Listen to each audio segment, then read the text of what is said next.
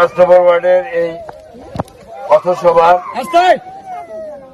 উপস্থিত 5 নম্বরের পুরুষ এবং আমার মা বোনেরা এবং নেতা কর্মীরা, আসসালামু আলাইকুম। আমাকে যা দেখছেন না দেখছেন, আমার নামে আপনারা সবাই চিনেন। আমি বিগত 35 বছর নিষ্কলঙ্ক থাকার চেষ্টা করছি, যাতে কোনো কলঙ্ক গায়ে না লাগে, এবং আগামী দিনও আল্লাহ চাইতো আপনাদের ভোটে নির্বাচিত হওয়ার পরে যাতে আমি সেটা বজায় রাখতে পারি, আমার জন্য দোয়া করবে। আর আপনাদের এই এলাকা, এই মহল্লা, লিটন কমিশনার তো এখানে আছে আমাদের ছোট ভাই, আপনারা আমাদের ছেলে পেলেদেরকে সন্ত্রাস, চাঁদাবাজি এবং মাদক মুক্ত রাখবে। মাদের এখানে বড় ভূমিকা। আগামীতে এই সন্ত্রাস, চাঁদাবাজি এবং মাদকের উপরে খুব বড় মাকারের অভিযান হবে। সেই ক্ষেত্রে আমাদের ছেলে পেলেরা যদি ধরা পড়ে, তাহলে নিয়ে যায়, তাহলে আমার কাছে আপনারা সুপারিশ করতে পারবেন না, আমি সুপারিশ করবো না। আমি সুপারিশ করলে পরে আমার গায়ের দিকে আসবে, কেন্দ্রে আমার রেকর্ড খারাপ হয়ে যাবে যে আবু ইব্রাহিম এইসব সন্ত্রাসী পালে এবং চাঁদাবাজ পালে।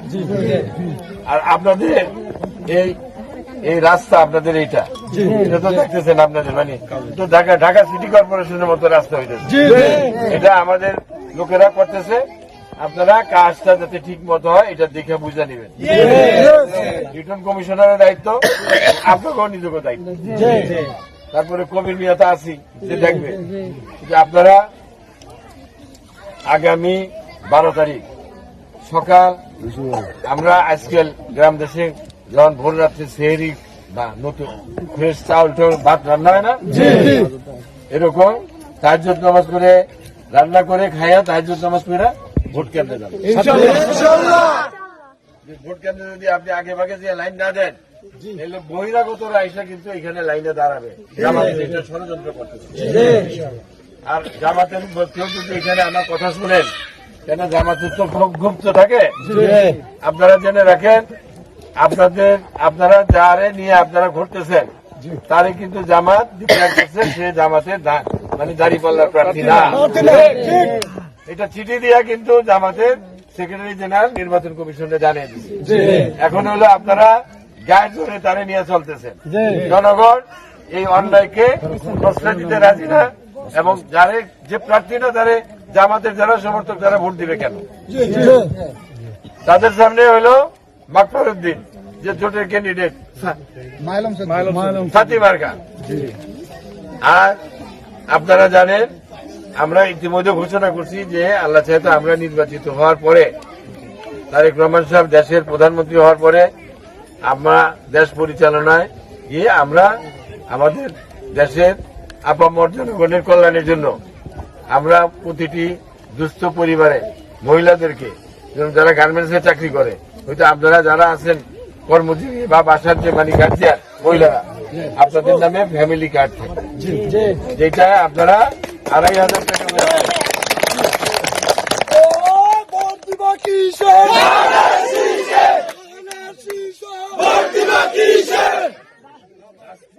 রাষ্ট্রীয় ভিজিটি ভিজিএফ যা আছে ওয়েমেন এর এগুলি সব পাবেন।